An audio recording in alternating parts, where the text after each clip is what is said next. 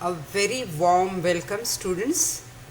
This is the last topic of module 4. So here this is the last topic of your semester 4 and the name of the topic is intergovernmental fiscal relations. This topic is also big, so I divided it into two parts. So in the first part we are going to discuss center-state financial relations in India, fiscal decentralization. So let us start. Introduction. The government can be classified into unitary and federal government. Unitary government. In unitary government, set up all the affairs of the entire country are conducted by a single government. Most or all the governing powers are with the central government. Some of the examples of unitary governments are UK, France, Italy, China. Federal government. In federal form of government, the affairs of the country are conducted by the authorities of different levels of government. The governing power is shared between the national or central government and state or provincial governments. Some of the examples of federal forms of governments are India, USA, Canada, Germany, Australia. Now we'll discuss about fiscal federalism. What is the meaning of fiscal federalism and what are the key issues under that? It is the study of how expenditures and revenues are allocated across different layers of administration. That means central government, state government and local government. It is concerned with the understanding which functions the instruments are best centralized and which are best decentralized. Now key issues under fiscal federation. Number 1, division of responsibilities and resources. The main issues of fiscal federalism are concerned with the division of responsibilities and resources between central government, state government and local governments. The two important issues are who makes the decision about the programs and who pays for the programs.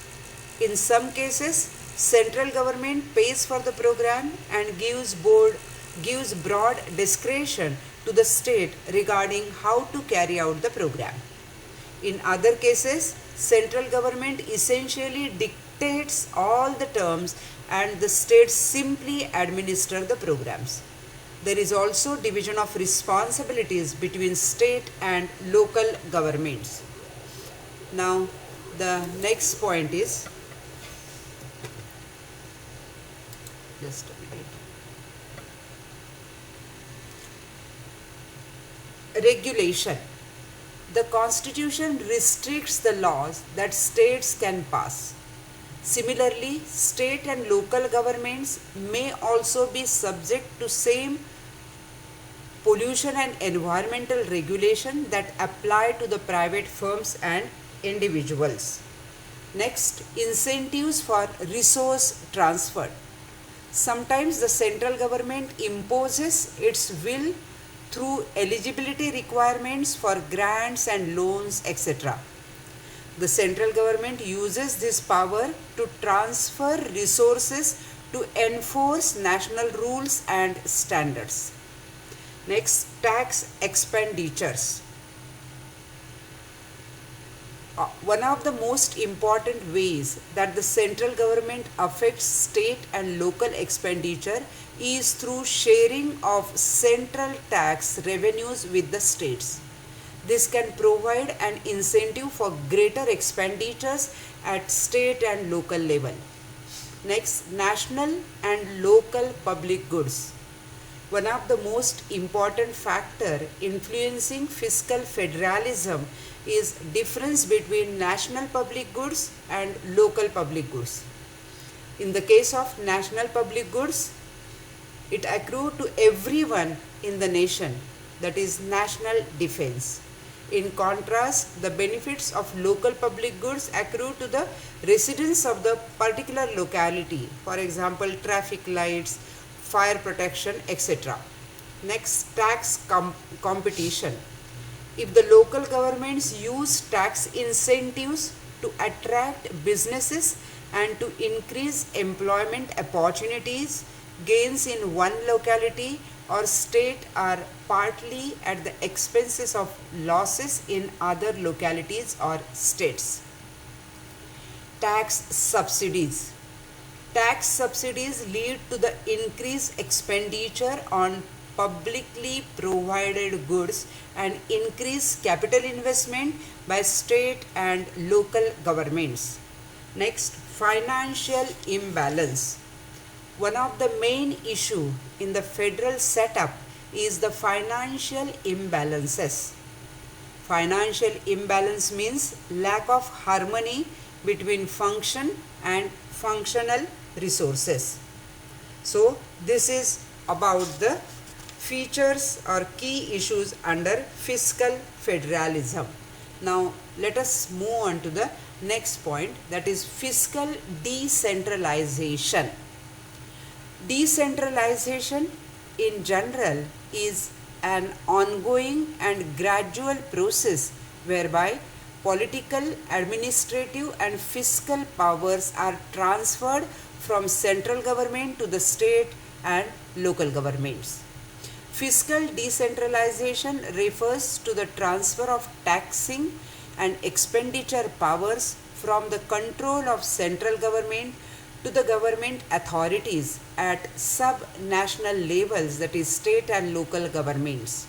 Now we will discuss components of fiscal decentralization. Number one, expenditure sharing. The central government in a federal system transfers the public expenditure responsibilities to the lower level of governments. Each state government has unique public expenditure obligations depending upon the needs of their people. State governments are also responsible for building roads and other economic infrastructure that benefit the people of the state. The maintenance cost of such infrastructures are generally covered by local taxes, user charges like road tolls, fees and central government grants. Next, tax sharing. Some taxes are levied by central government and part of the proceeds is transferred to the state government. Tax sharing is the advantageous because when tax is collected by one authority, it brings in uniformity of tax rates, makes collection easier and lowers the cost of collection. Next, supplementary levies. Supplementary levies are imposed over and above of main tax. Cess and surcharge are the examples of such levies. These are imposed by the central government and proceeds are distributed to the lower local government. Next, local taxes. These local governments have the power to impose and collect taxes usually on property, sale of goods and services, movement of goods and in some cases even on income. Such powers are the part of fiscal decentralization. Next, user charges. In many cases, local governments supplement their tax collection by charging user charges and fees from the people for the use of local infrastructure. Examples of these road tolls, fees for using public spaces like parks, museums, art galleries, etc. Intergovernmental transfer and grants. Grants in aid are provided by the central government to the state government to meet additional need for funds for services they have to provide. Grants are given in order to avoid imposition of state tax burden on the people. They are provided to reduce regional imbalances. And the last point, loans. Loans are necessary to finance large capital expenditure. Large infrastructure related expenditure cannot be funded through revenue receipts. The central government provide loans to the state governments to meet such expenditure either fully or partially. The rate of interest on such loans are usually lower than the market rates. Students, this is what is the answer of fiscal decentralization. First we discuss, there can be two questions. Understand first fiscal federalism and what are the key issues under fiscal federalism. So you have to cover these points, and then fiscal decentralization and what are the main components of fiscal decentralization. So both the questions are equally important. You have to cover your answer with all the points. Thank you very much.